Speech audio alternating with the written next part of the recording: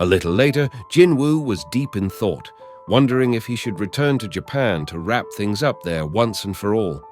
He checked the cooldown on his shadow exchange skill, 1 hour and 54 minutes remaining. With some free time on his hands and no urgent battles ahead, he briefly considered reaching out to someone. He thought about Cha Hai Inn. Maybe they could meet up, but noticing that it was already dark outside, he instead decided to explore unknown dungeons, perhaps something lurking that hadn't been officially recorded yet.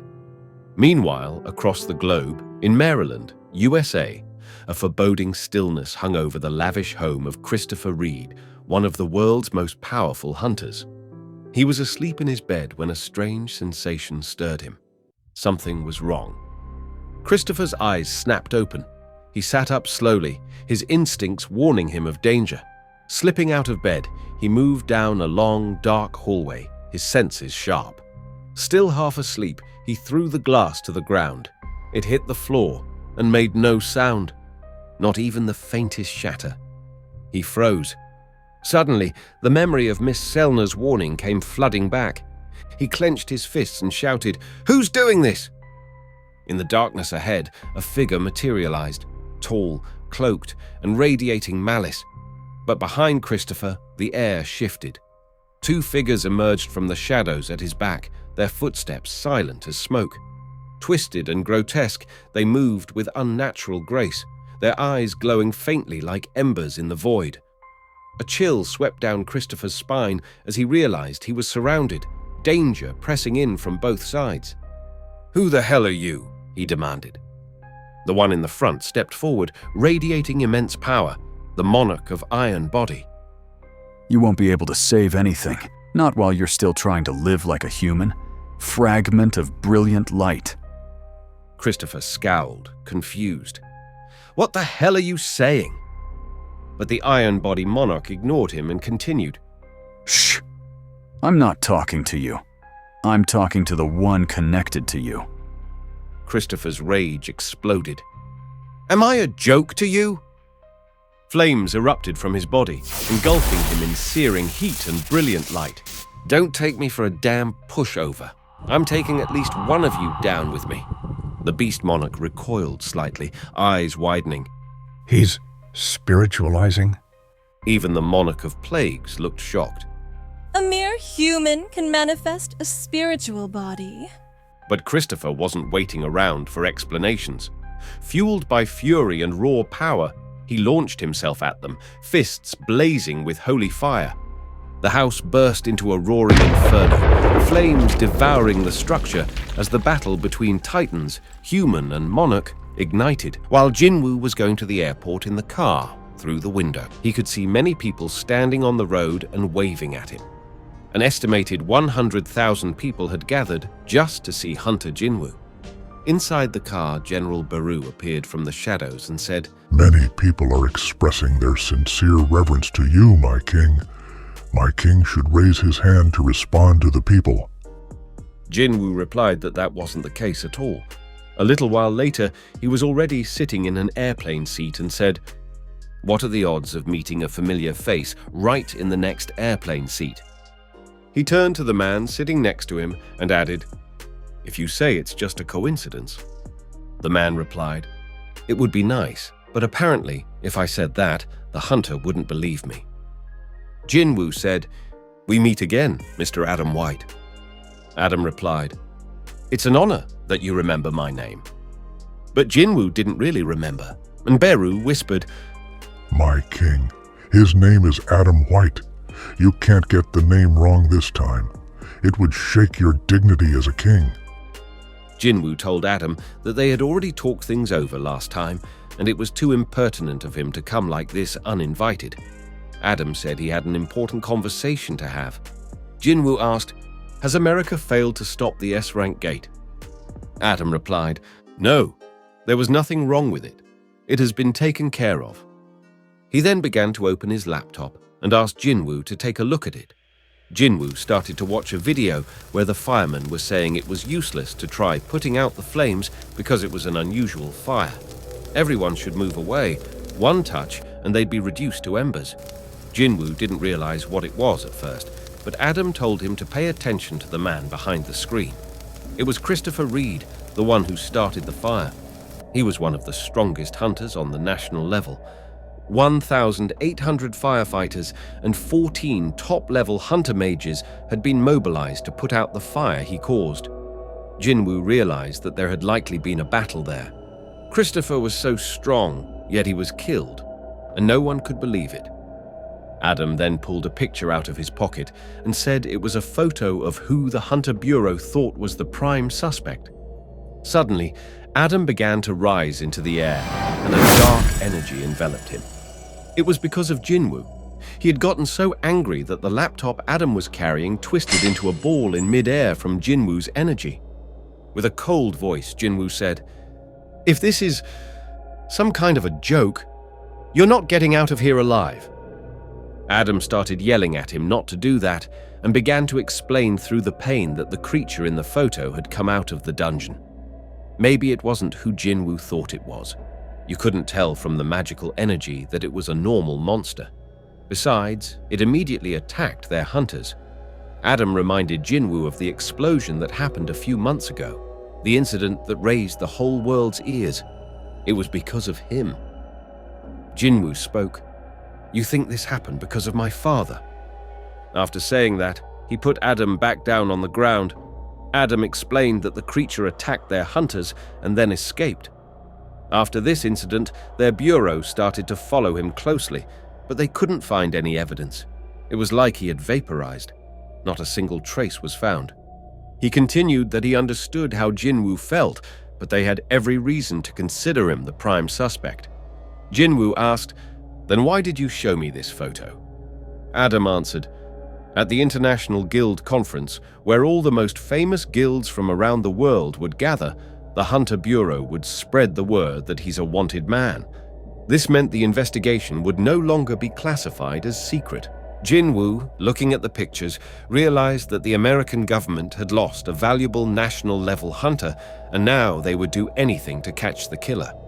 However, Adam began to say that the Bureau of Hunters wished to continue maintaining a friendly relationship with him. That's why they wanted to give him advanced warning. He thought it would have been embarrassing for Jinwoo to see his father's face shown at the conference as the prime suspect. Jinwoo couldn't believe that his missing father from 10 years ago had turned into a monster and decided to come back. At that time, the guards approached Adam and started asking if he was okay, to which he replied that he was fine, just feeling a little weak. He was pondering that Jinwoo possessed telekinesis, and this technique was completely different from the ones that mages use to move ordinary objects. He thought that it was something only national-level hunters could do. Then it came to his attention. Jinwoo was now truly the 6th national-level hunter, and he needed to immediately inform the deputy head of the department. The International Guild Conference, an important event in which the representative guild of each nation is invited to discuss the direction and future of the hunter profession, was coming up. The list of invited guilds was released, and the Arjin Guild was chosen as South Korea's representative. This news was widely discussed around the world, as the only high-ranking member in the guild was Jinwoo. The American Hunters Association had essentially announced that one hunter was much better compared to the countless number of guilds in the world that had several top-class hunters. There were heated discussions about having Arjin Guild instead of the Hunters Guild. In an interview, reporter asked Mr. Jong-In about this, to which he replied, "I think this decision is quite reasonable, and I not only accept it, but also agree with it. Indeed, that is exactly what I think." But the question was asked again from the audience. Since the Arjin Guild is literally made up of one person, wasn't he embarrassed by that? To which he replied, "That person is Hunter Jinwoo. Isn't that already an argument? If they're comparing guilds in terms of the number of people who can fight high-ranked monsters, Jinwoo could replace 100 of them. During the raid on the Jeju Island, I had personally seen what Jinwoo was capable of, and I can confidently say that Arjin Guild was not inferior to guilds from all over the world." Suddenly, another person stood up and began to say that Still, considering the Hunter Guild had represented Korea at the international conference year after year, he felt such a decision might not satisfy him. To this, Hunter Choi replied, I wouldn't be negative about it. Sure, it made me a little upset since I even renewed my passport to travel to America. But my sense of pride overpowered all regrets. Because during the Jeju Island raid, when we thought hope had already faded, there was a hunter who didn't hesitate to challenge that ant. In fact, he and the guild members were able to return alive only because of Hunter Jinwoo. I am actually proud that he was the one chosen to represent our country. When the conference was over and the head of the Hunter Guild started to leave, he was met by a guy who said they had booked a dungeon that appeared before lunch today in the Suseo area. It was A-ranked, but according to the measurements, it wasn't very dangerous. He was surprised that Arjin Guild didn't even bother to book it. He realized it had already been 4 days since Jinwoo had returned from Japan. After all these events, he hadn't appeared anywhere else. For some guilds, there was celebration, but he was different from the White Tiger and the head of the Reapers Guild. After all, what were they better than monkeys who were happy about the free apples that fell from the tree? Suddenly, the head of the Hunter Guild only heard the guy next to him saying that since Arjin Guild stopped meddling everywhere, sales had gone up by 40%. The guild leader realized there was another monkey. He replied that it was no big deal and asked what the association had to say about it. After all, before the second inspection, Jinwoo was clearing 3 to 4 low-level dungeons each before revaluation, and even after becoming S-rank, he was appearing in other guilds' territories. A person who had just recently single-handedly dealt with dungeon monsters could just lay low like that? At this point in South Korea, in the office of the president of the Hunters Association, Woo Jin-chul approached him and began to say, There was a request from China for information about Jinwoo.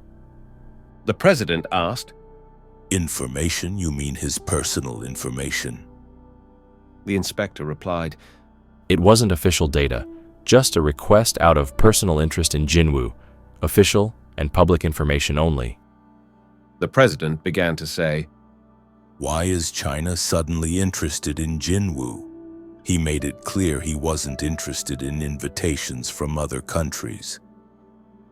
The inspector explained, It wasn't the Chinese government that requested information about Jinwoo, but a Chinese 7-star level hunter named Liu Zhigang. China has a system for evaluating hunters' abilities, and Liu Zhigang is considered an outstanding hunter. 5 stars is the highest possible rank. However, just one person, Liu Zhigang, is known as a 7-star hunter, an exception to the existing classification system. The chairman asked, Liu Zhigang is interested in Jinwoo? Woo Jin-chul replied, Perhaps because of his battle against the giants. It seems he garnered an interest in Jinwoo, who took care of all the giants. The president thought, Maybe it's the strong recognizing the strong. And ordered the inspector, Deny the request. If it'll be a problem, just send him some superficial information. At this time in America, in the Scavenger Guild building, a secretary approached the guild leader Thomas Andre and reported that Hunter Jinwoo would arrive in America tomorrow. He replied, It's already tomorrow, huh? At that moment, a hunter entered the room.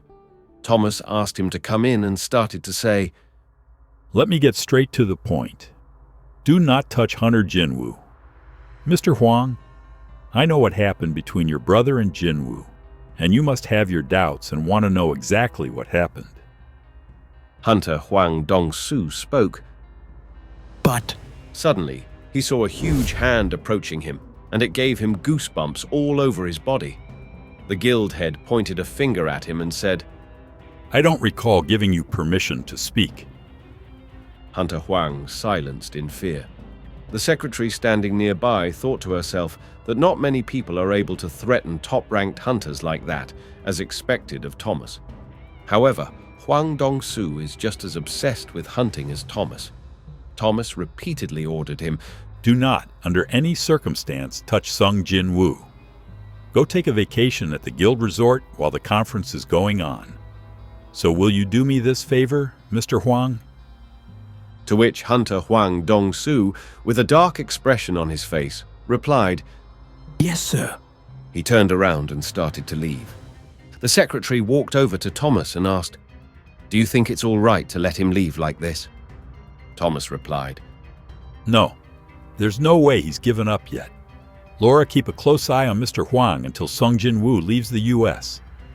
The secretary asked, Will he do as he says? Thomas replied, Well, I'm sure he'd rather be a little uncomfortable than be dead. Hunter Hwang left with red eyes and a face full of anger, holding it in by biting his lip. The next day, all the guilds gathered in one building. When almost everyone had already arrived, Lennart Neerman, representing Germany, was walking through the building and didn't understand why there were so many reporters. He asked his vice master what was going on. The vice master explained it was because of the arrival of the Korean hunter everyone was talking about. At that moment, they saw that he was already there. Hunter Lennart decided to go say hello to him. After all, it would be good to make connections with strong hunters. As he started walking, he suddenly stopped. His escort asked why he wasn't moving, and Lennart asked, Can you not see what I'm seeing? It turned out that Jinwoo wasn't summoning his creatures with noise. They were just walking beside him. With so many escorts, it looked like he was going to war in the US. Suddenly, Jinwoo turned his head. Jinho asked if he saw any familiar faces, but Jinwoo replied that he hadn't, just some foreigner who kept staring at him. Jinho laughed and said Jinwoo was all they talked about on the news, so there were probably fans who just wanted his autograph. Then Jinho started wondering why Chief Woo Jin-chul had come there. With an embarrassed expression, Woo said, I was assigned to guard Hunter Jinwoo. Jinho asked him to repeat himself, and Woo replied, To guard Hunter Jinwoo. Suddenly, Jinwoo said that it looked like someone was coming toward them. A group of men approached. The one leading them was Adam White, who said they were waiting for the hunter. Jinwoo replied that he recalled Adam was in charge of Asia. Adam confirmed that, but added that he was now also in charge of Hunter Jinwoo and asked him to come with them. Jinwoo told Jinho to go to the hotel without him. He began to wonder if this was related to his father. Seeing his serious expression, Adam said the conversation wouldn't hurt him in any way and that they thought highly of him in the US. However, what they would be discussing was classified, some of it even level 1. Later, sitting in a car, Jinwoo asked where they were going. Adam replied they were headed to the building in charge of hunters. Time was pressing. With Christopher, their strongest hunter, now dead, they needed to bolster America's fighting power right away. However, the data about Mr. Christopher's death was unofficial. They were putting all their strength into finding a hunter to replace him as soon as possible.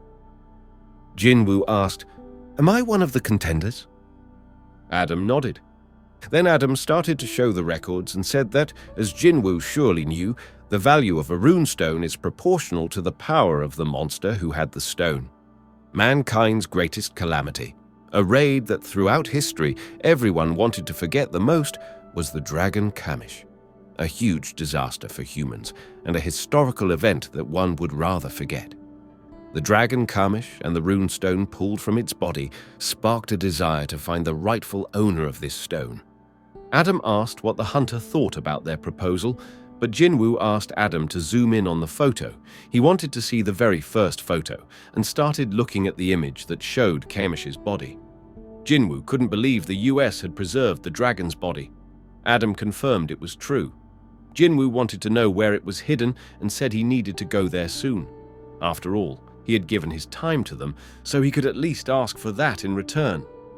Adam began to reply that the information was only authorized from the top, and even the location of Kamish's body was unknown to him.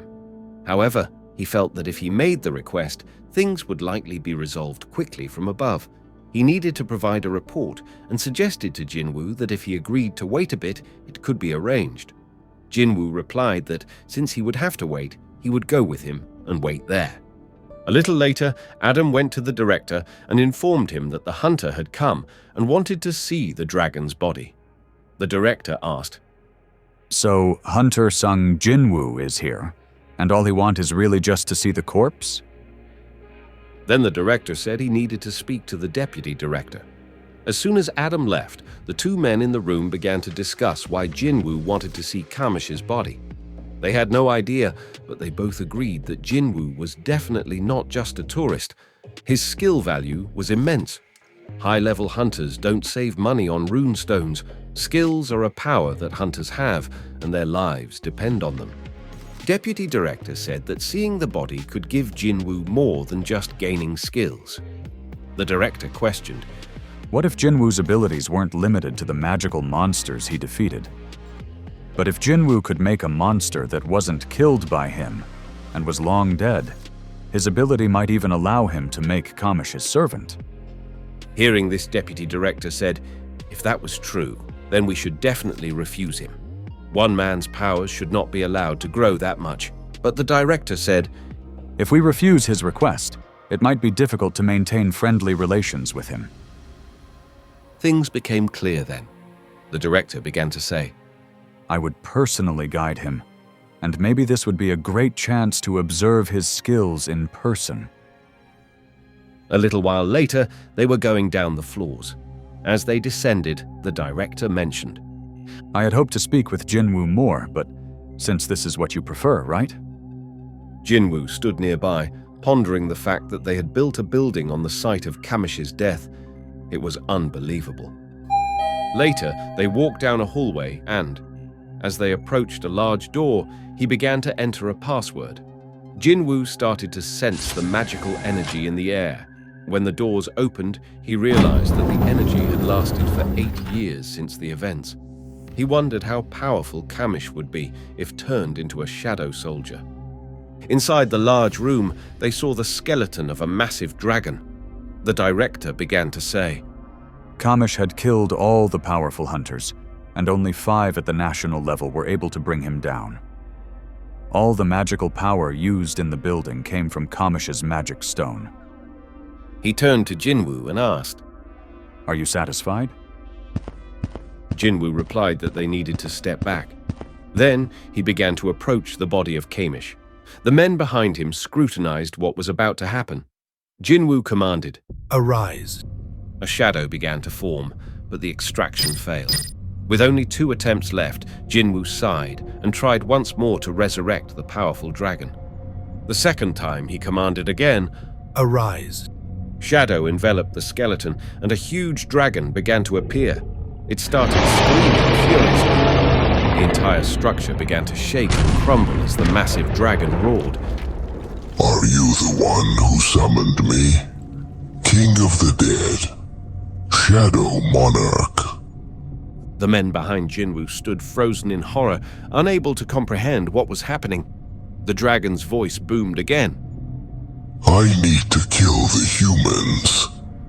The protective barrier, reinforced by the highest level mages, began to shatter. The dragon gathered energy for a devastating attack. Panic set in.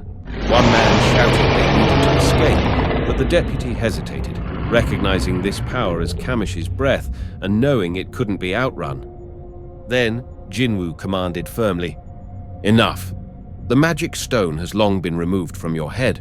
You no longer take orders from the rulers. Adam White, standing behind, muttered in disbelief that Jinwoo was speaking the language of monsters. The others were speechless, not understanding what they were witnessing. The dragon paused, then bowed. So this is what it feels like to be summoned by the Shadow Monarch. As a humble servant who once served the King of Dragons, I greet you, my new king. Surprised, Jinwoo asked, You served the King of Dragons? Yes, my king. I serve the King of Mad Dragons, the Monarch of Destruction. Jinwoo felt an overwhelming surge of rage and awe. This creature was beyond any monster he had ever encountered. Its strength was immense. Yet behind him, someone noticed something almost comical. The terrifying dragon was wagging its tail like a small dog being patted on the head. Jinwoo realized then there was not just the Shadow Monarch, the king of the dead, but also the monarch of giants, the monarch of the beginning. He was one of the 9 monarchs shown by the system. But then Kamish spoke again. But it seems, my king, that I must bid you farewell. It appears that our meeting came about too late, my king. Jinwoo stood in silence, realizing a painful truth. Even as the Shadow Monarch, he couldn't reverse time. The 8 years since Kamish's death had made the dragon's shadow impossible to resurrect. As Kamish's form began to fade, it spoke one last time. I envy your soldiers, who can serve you for all eternity.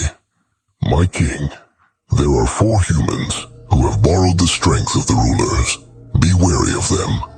Though our time together was brief, it was an honor to meet you, my new king. A system message appeared. Shadow extraction has failed. Further attempts are pointless. Jinwoo turned away, disappointed and bitter. He told Adam to relay his apologies to the director. He'd take full responsibility for helping restore the facility. Then he quietly began to walk away. But moments later, the men behind him were stunned. Jinwoo, overwhelmed with frustration, punched the wall. The thick concrete buckled under the force of his blow. He had failed to gain what could have been his most powerful shadow soldier yet. That night, Jinwoo met with Wu Jinchul, who immediately asked, "Why weren't you answering your phone?" Jinwoo explained, "I was somewhere with no signal."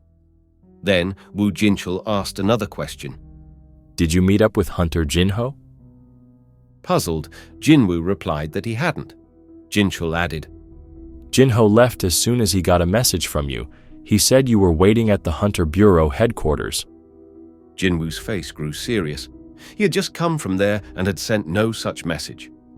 At that moment, Adam White approached with urgent news. Jinho wasn't on the official guest list, to which Wu Jinchul said, "Just 2 hours ago, a hunter from the Scavenger Guild personally came to pick him up." Wu Jinchul's face darkened. Something was very wrong. After hearing the troubling news, Adam White explained, "The Scavenger Guild may have a close relationship with the Hunter Bureau's management, but they're not authorized to act on its behalf." Adam immediately tried to contact the guild directly, but even as the call went out, Jinwoo's instincts screamed. Something was wrong. At the Scavenger Guild headquarters, a secretary received the call. When she heard that a scavenger member had supposedly escorted the vice guild master of Arjun Guild, she immediately realized who it must have been. She asked whether Jinwoo had any idea what was going on. Adam replied, "He says he doesn't know anything." The secretary promised to investigate the matter immediately. After she hung up, Adam turned to tell Jinwoo, "The Scavenger Guild said they'll look into it and contact us soon. We just need to wait." But Jinwoo was already gone. Without a moment's hesitation, he had vanished. While leaping from building to building in search of Jinho, his heart sank. He'd made a grave mistake, not assigning a shadow guard to protect Jinho after using one to safeguard Jinho's father. Memories of his sister's kidnapping flashed in his mind. "I won't let it happen again." With fury and fear burning inside him, Jinwoo summoned his shadow army. Soldiers emerged in a dark surge of power. He gave a single command: "Find Jinho." At his order, the shadow soldiers dispersed in all directions, combing the city with inhuman precision. Meanwhile, Guildmaster Thomas Andre entered a room, only to find several of his subordinates unconscious on the floor. Hwang Dong-soo had escaped. Thomas took off his glasses. His jaw clenched as he crushed them in his hand. He's really done it. Now Hwang Dong-soo. He turned to his remaining staff. Find him before Sung Jinwoo does. We have to find him first. As night deepened and the city darkened under its glow, Jinwoo stood atop a high-rise building, silently watching his shadow soldiers zip across the cityscape. Their black forms darted like streaks of night through streets and alleys, scouring every corner. He overheard fragments of conversations drifting up from below. A sudden thought struck him. Could Jinho have left the city? But it didn't make sense. Liu Jinho was a D-rank combat-type hunter.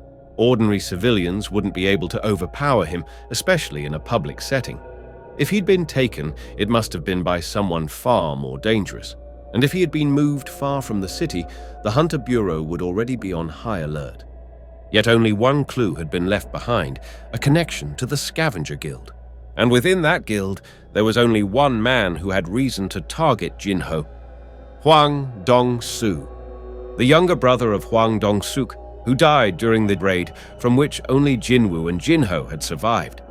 It was clear now. Dong-soo had suspected Jinwoo of being behind his brother's death. This abduction was a trap, a way to draw out the truth. But Jinwoo didn't regret what had happened. What he did regret was not leaving a shadow soldier with Jinho. If something happens to him, I'll destroy everyone involved. Meanwhile, in the Scavenger Guild headquarters, Thomas Andre sat quietly in his chair, tension radiating from his massive frame. He asked, "Have you found Hwang Dong-soo yet?" His subordinates shook their heads. "No, sir." Thomas sighed, rubbing his temples. Could he really be that fed up with his life? He muttered to himself. Despite being an S-rank hunter, Dong-soo should have known better. He had to understand the overwhelming difference in power between himself and Sung Jinwoo. Thomas had suspected from the start that Dong-soo's reckless act would draw his attention and Jinwoo's wrath. Maybe, he thought grimly, he'd been too soft on his hunters lately. He picked up the phone and asked his secretary. How is the situation? Laura responded, "Thanks to the Bureau's data, we've tracked Mr. Hwang's movements over the past month. He visited a certain location 3 times, a location not listed in any of his official schedules." Thomas stood. "Get everyone over there. I'm moving out too." Then he asked one last thing. How did you manage to get the Bureau to cooperate so quickly? Laura answered without hesitation. "Because I told them, if we don't find Hwang Dong-soo soon, there's a very high probability that you and Sung Jinwoo will end up fighting." Just then, a scout burst into the room. "All members of the Scavenger Guild have suddenly gone active," he shouted. The entire guild had cancelled their scheduled raid, an unprecedented move. All their hunters were now mobilizing. That could only mean one thing. Thomas Andre had made his move. Nobody was sure what was going on behind the scenes, but something serious was unfolding. Meanwhile, in a dark, abandoned warehouse, 3 hunters from the Scavenger Guild stood over a badly wounded Liu Jinho. Blood dripped steadily from his body, staining the cold concrete floor beneath him. One of the men shifted uncomfortably. "Is this really okay?" he asked, hesitant. Hwang Dong-soo stood nearby. "We are not going to kill him," he replied coldly. He wasn't interested in Jinho's life. He just wanted one thing, the truth. Hwang continued. "Thomas told me not to touch Sung Jinwoo, and I'm not planning to. I only need this kid to say it." If Jinho would admit that Sung Jinwoo was the one who killed his brother, Hwang Dong-suk, then this would all be over. He'd let the boy go, but if not... He walked over and crouched beside the unconscious hunter. "Get up!" He slapped Jinho hard on the chest to jolt him awake. Another scavenger hunter, watching silently, muttered, "He's surprisingly tough for a kid. Must be a tank. If it were anyone else, they'd be dead already." Hwang Dong-soo stared down at Jinho in disbelief. How could such a foolish, stubborn boy keep resisting? His bravery was one thing, but to him, this was reckless and unforgivable.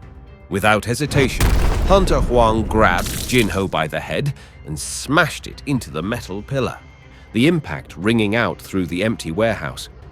Then he leaned in close, voice low and cruel. "I'm not going to kill you. Not yet." He pointed to the healer standing nearby. "That man's a skilled healer. Even if you're on the edge of death, he'll bring you back. You're not dying until I hear the truth. This place has been abandoned for 5 years. You can scream all you want. No one's coming to help you. The torture had only just begun. To which Jinho, bloodied and barely conscious, started telling him, "Fuck off!" Hwang Dong-su hit him even harder, but the hunters who were standing nearby began to tell him to act more cautiously, warning that he wouldn't want to be involved in a murder for money and asking him to leave him alone. After all, they thought they had already learned enough. But Hwang Dong-su looked at his face and started to say, "What are you talking about? We've just started." Suddenly, the hunters noticed that an orc had appeared, looking straight at them. Hwang Dong-su couldn't understand where it had come from. He realized that there must have been a break in the dungeon nearby and started walking towards it. But as soon as they looked at that orc, they wondered why it looked scared when it saw the hunters. Just as the hunter approached the shadow orc soldier, at that moment, Jinwoo's voice commanded, "Exchange." At the same time, Jinwoo's mother and sister were watching TV and began to hope that he was all right. But a shadow began to appear behind them. It was Baru who was guarding them. He started saying, "The king's mother. If anyone dares to anger the Lord, they will not live." They were watching TV and saw the events from the US start to be told. Currently, the event arranged by the Hunter Bureau was showing Jinwoo, but suddenly, Baru began to feel a strange sensation. He murmured, "This feeling, I've felt it once before. The king is enraged." At the same time, a bunch of Night Guild hunters were preparing to go on a raid. Their guild leader warned them that recently, monsters in the dungeons had become unpredictable, and you never know what might happen. So no one should let their guard down, and no one should get hurt. But suddenly, the vice guildmaster standing behind him noticed the guildmaster's shadow trembling. The guildmaster didn't believe him and told him he shouldn't drink before a raid. But the vice guildmaster's face filled with fear as he shouted, "It's not like that. I didn't have a single drop today. The shadows were really trembling, as if they were alive." Still not believing him, the guild leader said he should drop out of the raid. At the same time, Thomas Andres was in the car and started telling his driver to stop. He realized It has already started. He kicked the car door with his foot to get out and told his driver, I'm going to go ahead. Follow me as fast as you can. At that very second, he started jumping high to get to his location. The guys who were sitting in the front seats started talking about how, tomorrow, they would have to seek compensation for the damage he had done again and didn't understand why they couldn't just drive the car. And at this time, Jinwoo punched hard into Hunter Hwang's chest. His fellow hunters were shocked. Jinho smiled softly, realizing his brother had arrived. Due to Jinwoo's punch, Hunter Hwang Dong-su spit out blood and flew away a few hundred meters.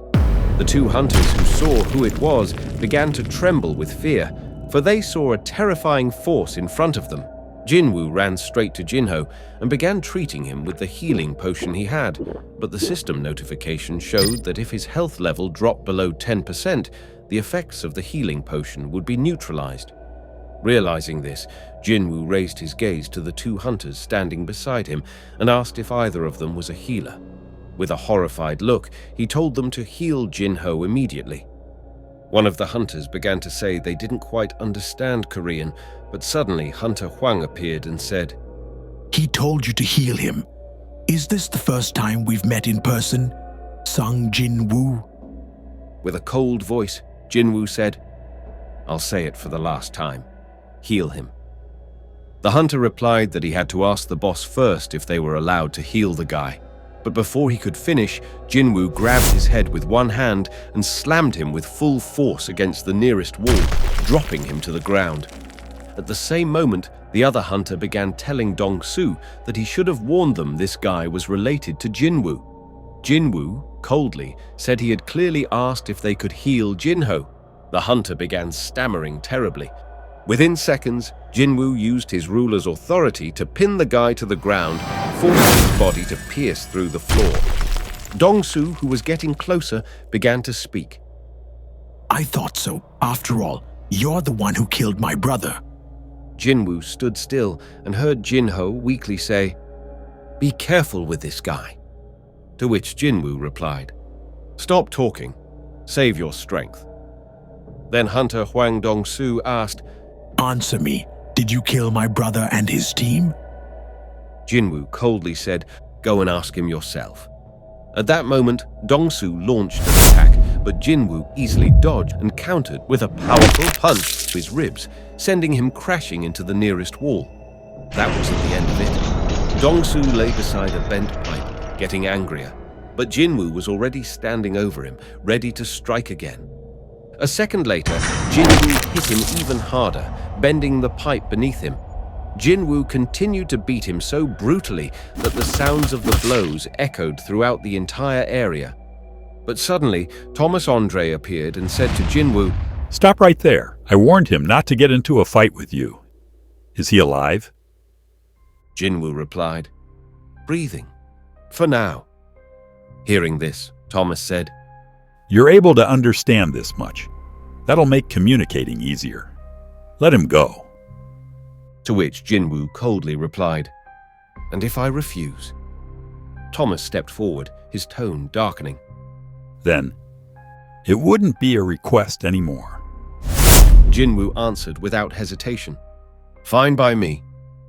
With that, Jinwoo tossed Hwang Dong-Soo aside. Dong-Soo began to laugh with a twisted joy and thought, Thomas, you won't have a choice but to interfere in this matter.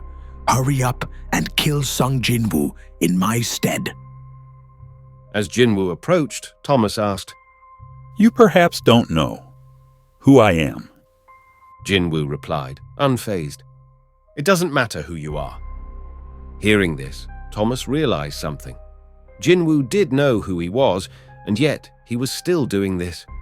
Thomas Andre had grown up in a poor immigrant family and had faced countless enemies. To someone who once seemed to have nothing, he was granted one talent that left no choice but to crown him the best. Overwhelming violence. Violence with enough power to completely dominate others. Through countless fights, Thomas had proven his gifted, innate ability. Since then, he had witnessed firsthand how power could change those who once showed animosity toward him. Strength, authority, wealth, violence. He had used many of the world's existing powers to rise like a king, and when a new form of power emerged, awakened abilities, he seized the opportunity to reign as a true king. He destroyed those who got in his way. He brought to their knees those who looked down on him. To Thomas, violence was true justice, and from experience, he knew exactly how to deal with those who refused to obey him. Thomas swung his arm to attack Jinwoo, sneering, Blame it all on your own stupidity. At that very moment, the Scavenger Guild, who had just arrived at the site, realized this was the place where they were supposed to stop and wait for the boss's orders.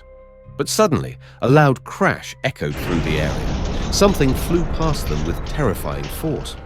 As the dust settled, they were shocked to see their boss, Thomas Andre, thrown aside, a result of Jinwoo's powerful counterattack. His subordinates rushed over, alarmed. Boss, are you okay? They asked. But Thomas didn't respond. Instead, he began walking forward again. Without hesitation, his entire guild followed behind him. At the same time, Jinwoo turned to Igris and ordered, Take Jinho to the nearest hospital. Let the doctors handle it. They must save him. Obeying immediately, Igris mounted Kaisel, lifting Jinho into the sky. Once they were gone, Jinwoo turned back and saw the entire Scavenger Guild standing across from him. Without a word, he raised his hand and began summoning his shadow soldiers. Thomas looked at the scene and grinned. This is great. Finally, someone who's a worthy opponent. His thoughts grew sharper, more focused. I couldn't care less about the Hwang Dong-Soo matter anymore. There's only one way to redeem my damaged pride. It's to kill that bastard. But that wasn't enough for Thomas. He raised his voice and said, It's not too late to admit your mistakes and back off. I'll at least spare your life if you do so. Now apologize. But as soon as he looked up, he saw Jinwoo raise his hand and flip him off with his middle finger. Thomas's eyes flared with fury. He shouted, You'll regret not having taken this last chance. His body surged with power as his magic energy began to pulse violently in the air. At that same moment, the entire scavenger guild readied for battle, facing the dark tide of shadow soldiers standing silently before them. Then Jinwoo commanded, "Advance!" With that single word, the two formidable forces collided in a thunderous explosion. The scavenger guild quickly raised their shields, trying to hold back the shadow soldiers, but the sheer force of the clash was overwhelming. Several dozen shadow soldiers were blown apart as Thomas Andre himself charged through the battlefield, smashing everything in his path. Suddenly, a large orc soldier stood in front of him, shield raised to block his path, but there was no stopping Thomas.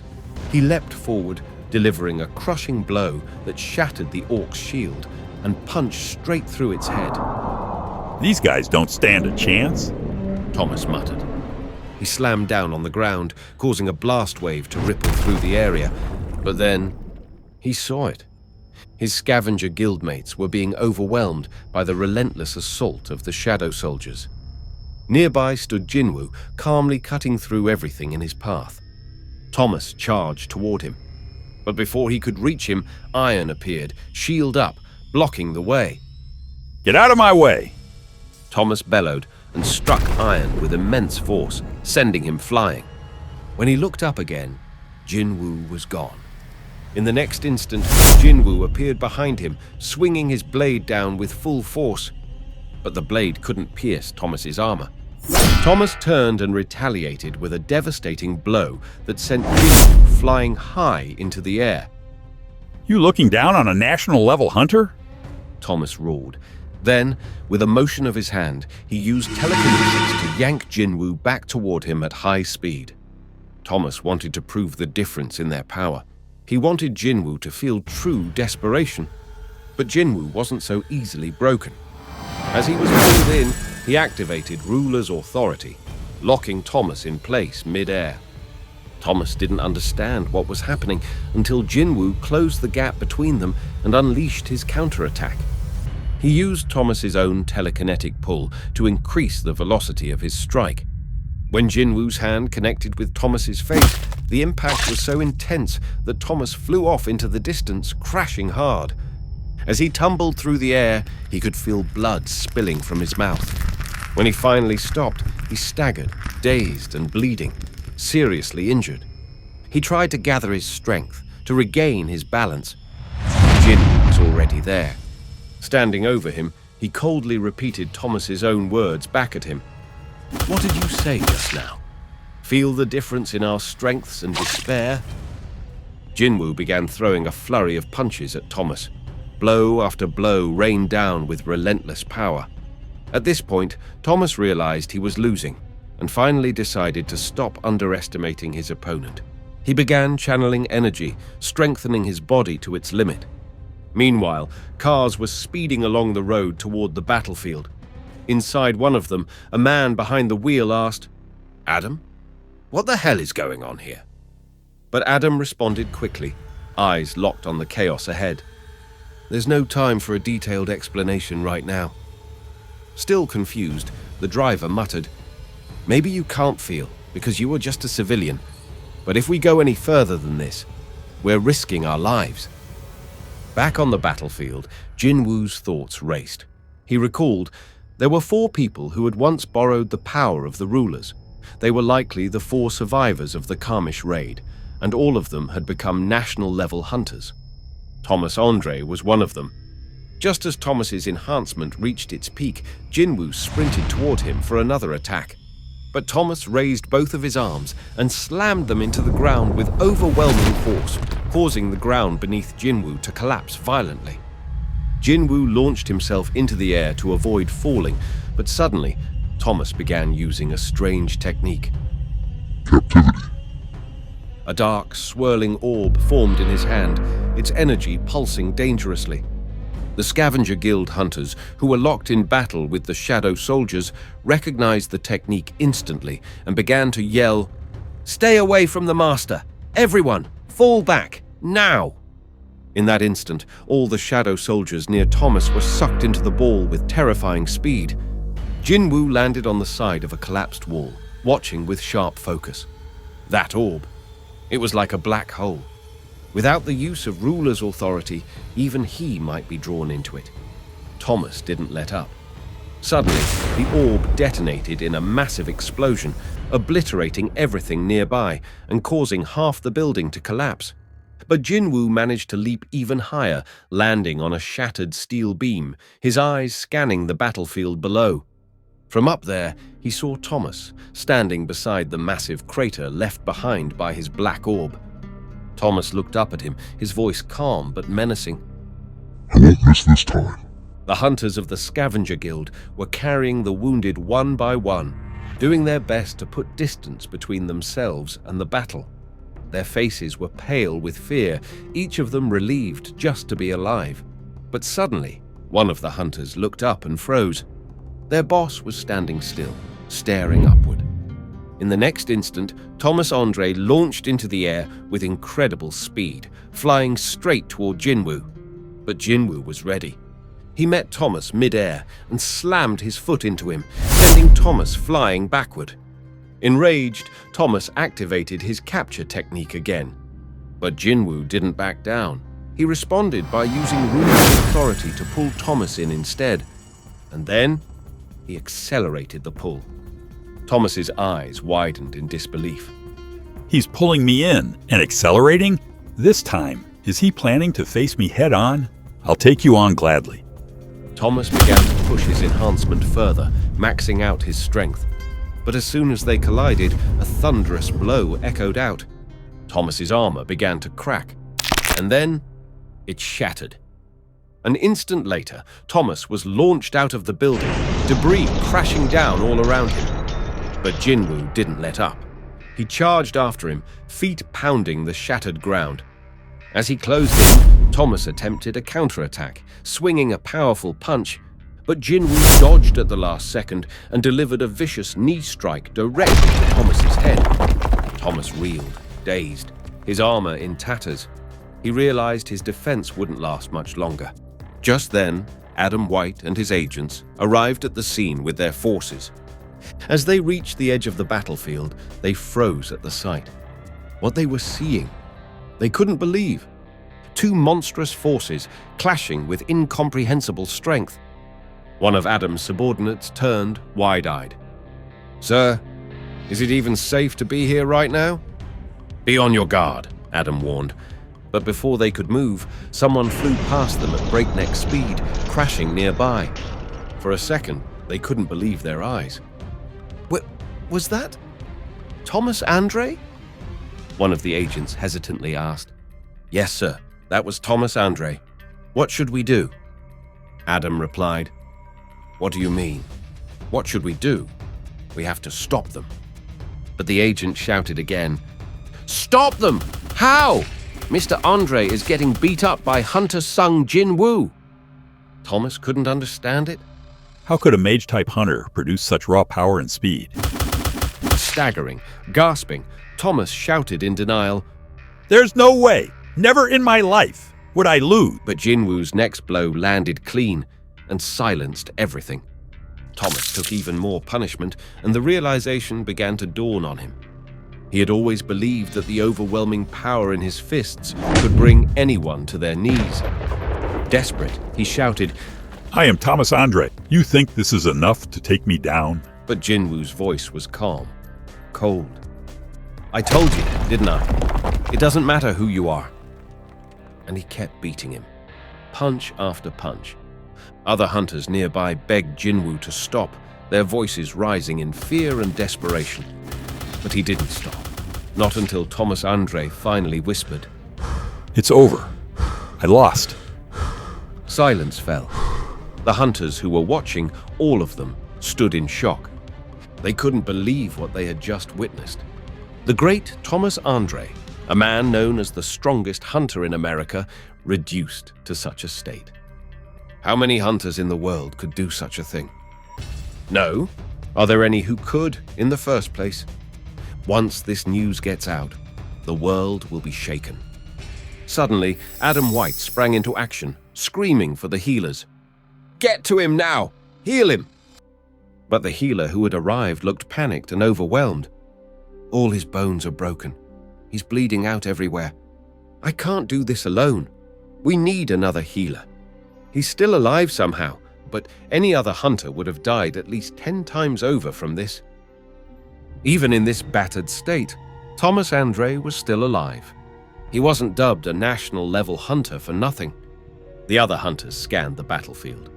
No casualties from their side. But Adam, standing with a hand to his forehead, knew this wasn't over. Suddenly, a hunter from the brigade ran up to him, breathless. Hunter Hwang Dong-soo, he's not breathing. His heart's not beating. And with a heavy silence, he added, Hunter Sung Jinwoo, he's gone. At that time, Jinwoo was already back in Korea. He sat alone on the rooftop of a building, staring out. He had switched places with Baru and left the healing in his capable hands. He spoke softly to the shadow soldier behind him. It's been a while since you've been in Korea, right? What you're looking at right now is Seoul. As we speak, Baru is healing Jinho to the best of his abilities in America. But suddenly, the shadow behind him spoke. My king, please give me a name. Jinwoo turned. The shadow soldier standing there wasn't just anyone. It was Hwang Dong-soo. His level was unknown, but his rank was already listed as general. Jinwoo began to think. He reflected on Hwang Dong-soo's final moments, on the greed that had led to his death.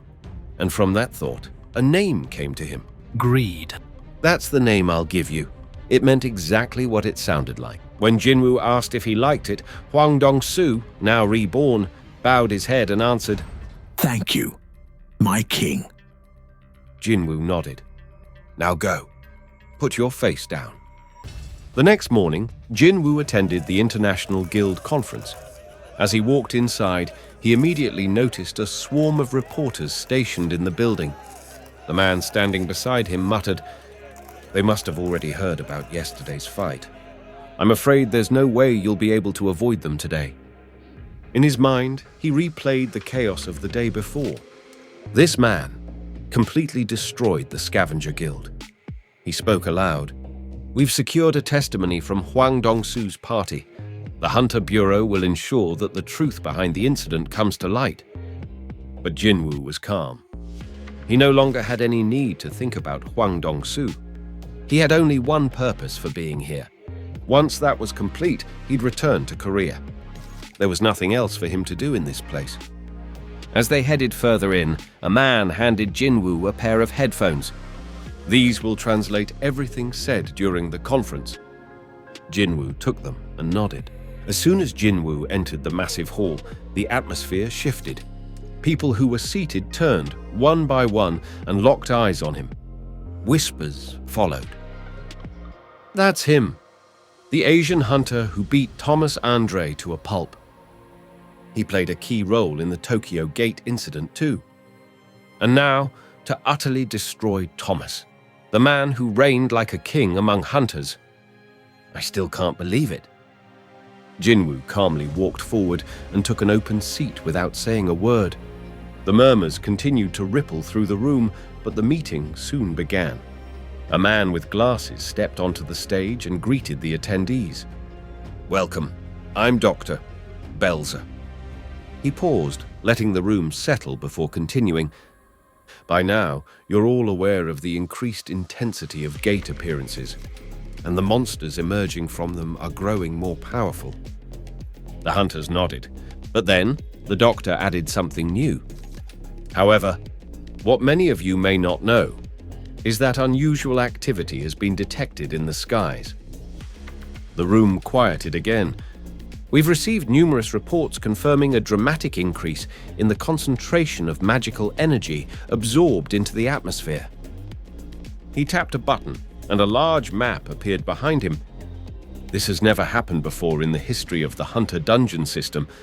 It's a unique event, and until we find a better term, we're calling this phenomenon the Magisphere. He pointed to the map, where 9 locations were marked across the globe. So far, we've identified 9 regions where this strange phenomenon has manifested, and the greatest concentration of Magisphere energy is currently centered over Seoul, South Korea. The entire room stirred at once.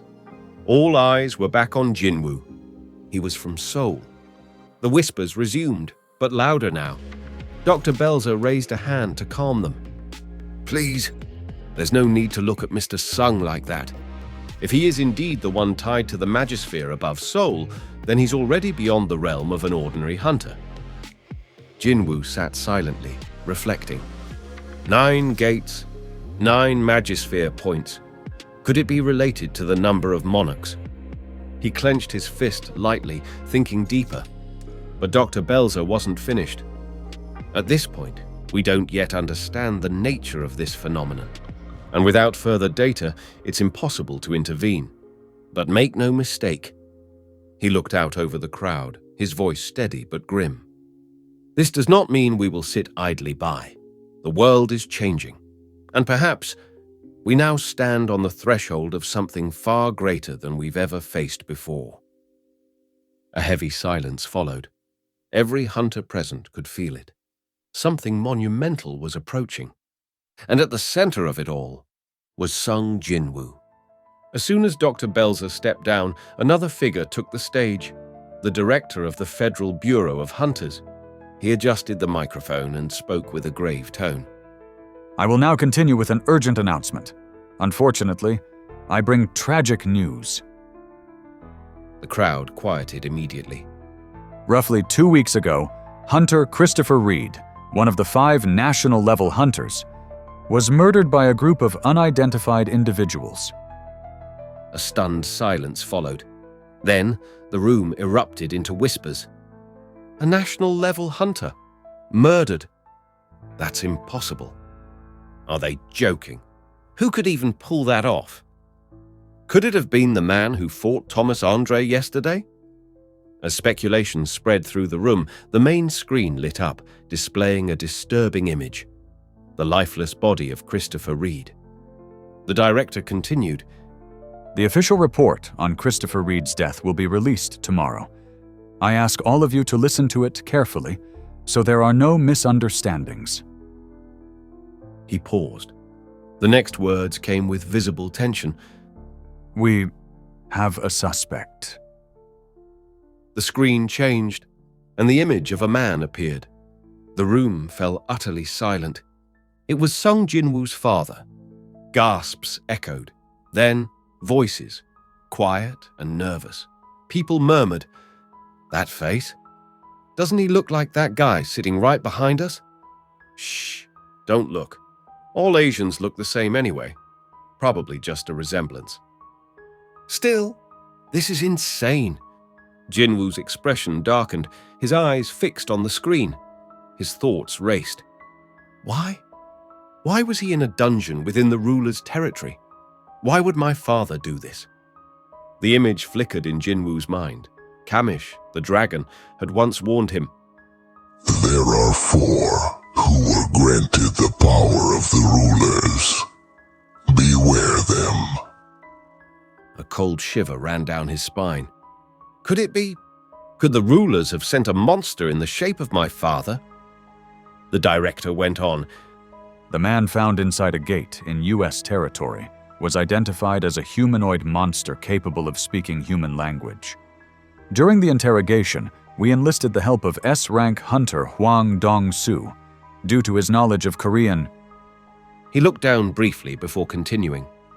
But the suspect knocked out Hunter Hwang Dong-soo mid-interrogation, then proceeded to lay waste to the Hunter Bureau headquarters.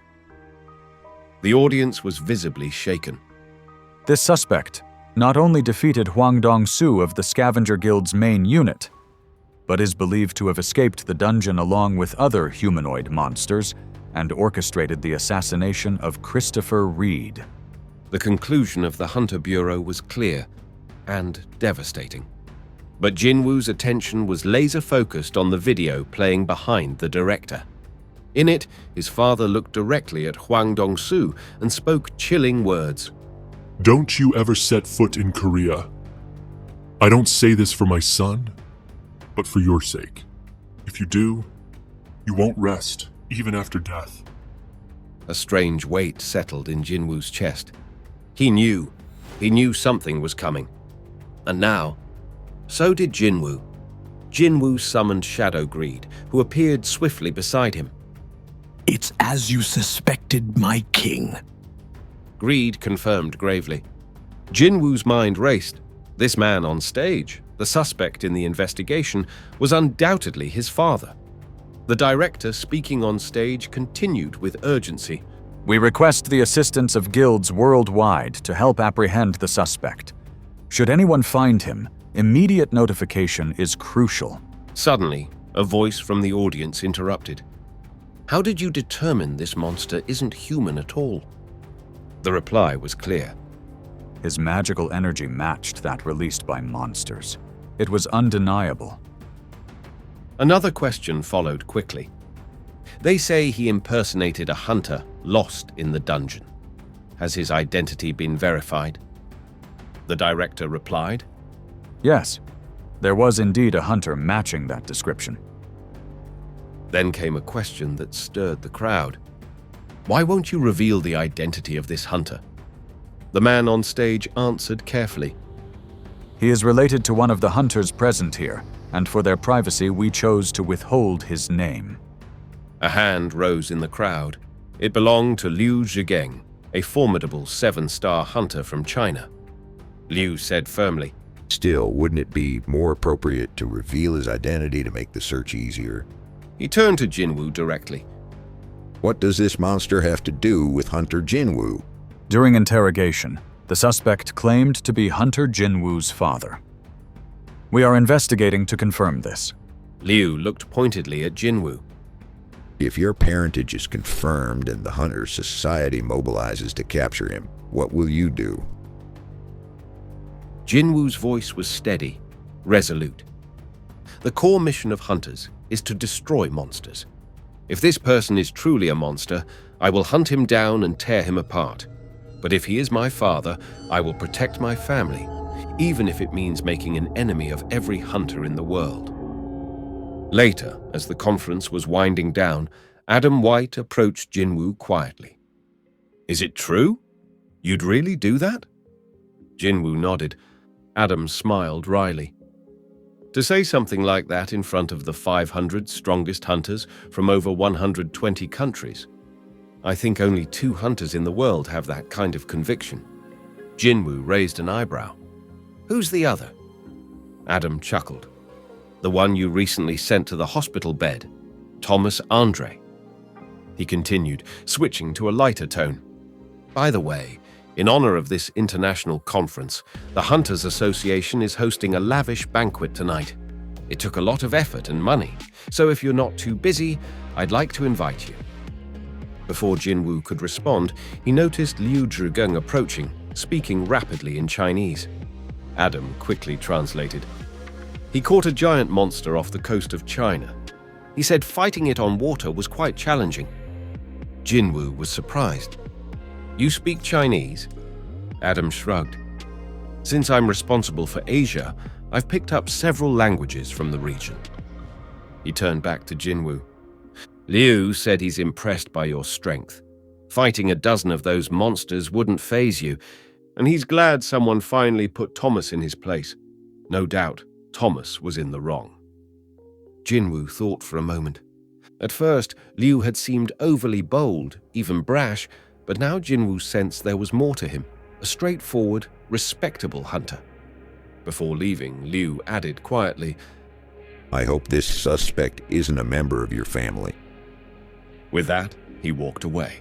Adam White glanced at Jinwoo and said, I don't think Mr. Liu ever wanted to fight you. No ill intent there. Jinwoo nodded calmly. It's all right. Just then, the director approached. He asked, May I have a moment with you? A little later, Jinwoo found himself seated across from Mrs. Selner in a quiet room. She smiled faintly. It's been a while, Hunter Sung Jinwoo. Jinwoo was surprised. He hadn't expected to meet her again, nor understood why she had called him. Selner leaned forward, her voice low and serious. I've been having the same dream every night lately. Top hunters being hunted down by someone, and then a few days later, those dreams turn into reality. Jinwoo's mind flashed back to the news about Mr. Christopher. They had warned him of an impending disaster days before the tragedy, a warning ignored. Selner continued, her tone heavy with warning. Those hunting the hunters won't stop. Jinwoo's voice softened, cautious. So? You're here to warn me too? Selner replied. No, I'm here to ask you to protect the hunters. I've tried to remember the faces of those in my dreams, the ones hunted down, but it's useless. So I've decided to try something else, to confirm their identities through my ability within the dreams themselves. Jinwoo's eyes widened with recognition. So that time you looked into my eyes. Selner's expression darkened. The endless power that lies within them. The moment I came into contact with it, I was forced awake. I still vividly remember the voice I heard when our eyes locked. Jinwoo asked, what did it say? Selner's voice dropped to a whisper, chilling. To go back and prepare for war. A shiver ran down Jinwoo's spine. It was the same warning the King of Giants had given him. A war brewing between rulers and monarchs. He wondered silently, those creatures killing hunters, whose side were they really on? Jinwoo asked, why ask me to protect the hunters? Selner's gaze was steady. Because I detected a similar power within you. Jinwoo's thoughts raced. Had she sensed the power of the Shadow Monarch inside him? If so, then the hunters being targeted were probably monarchs themselves. The director, standing behind Selner, spoke up firmly. Those creatures are incredibly strong. To stop them, we need Hunter Jinwoo's help. Only you can resist their power. To be honest, we doubted your abilities at first. But after yesterday's fight with Thomas Andre, there are no doubts left.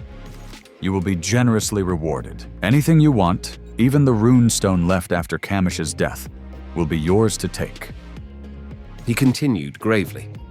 Our world has been blessed with hundreds of hunters endowed with immense power. It is because of them that America can still hold back the enemy. But if they disappear, the world will fall under the onslaught of an unknown force. Jinwoo responded, I'm sorry, but the director cut him off. Tell me, did the incident with Thomas yesterday give you a personal grudge? Jinwoo shook his head. It's not that. I just don't know who I'm going to fight yet. At that moment, Jinwoo stood up and said quietly, I need to go home. He turned to leave, but paused, sighed deeply, then faced Mr. White. Could you provide me with a list of the hunters who've requested protection? And it would be helpful if you could arrange meetings with them. Adam smiled warmly. Of course, I will. On the last day of the International Hunters Conference, a large buffet was held, filled with hunters from all over the world, including Jinwoo and Jinho. Jinwoo glanced at his brother and asked, Are you all right?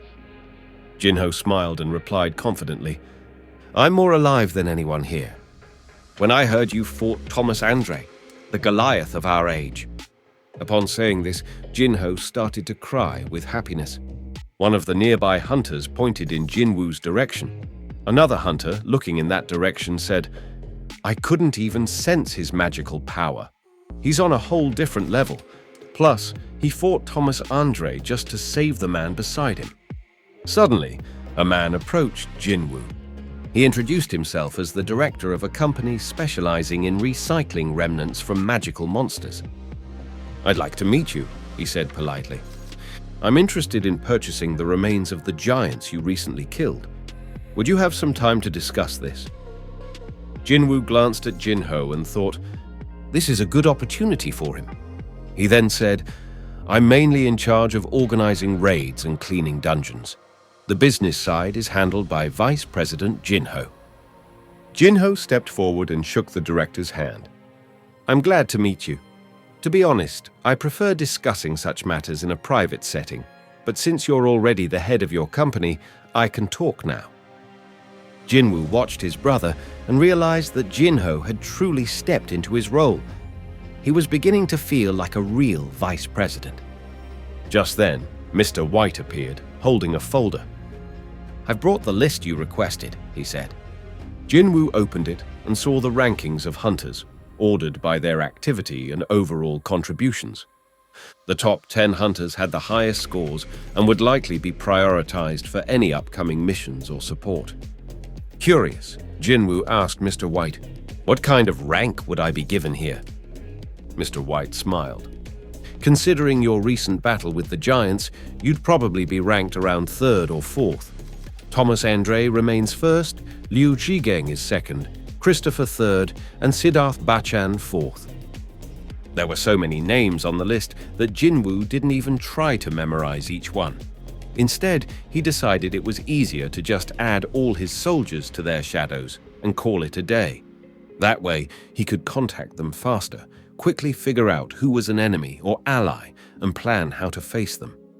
Suddenly, the entire room froze. Everyone's eyes turned toward the entrance as Mr. Thomas began to walk in.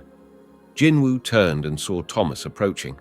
Thomas spoke calmly but seriously.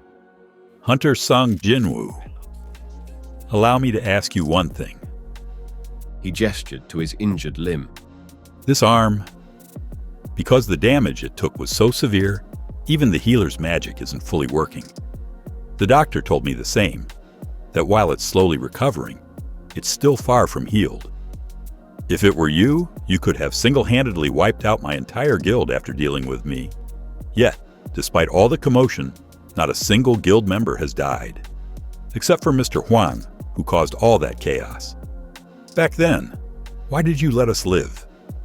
Jinwoo answered simply, "Because they hadn't done anything to deserve death."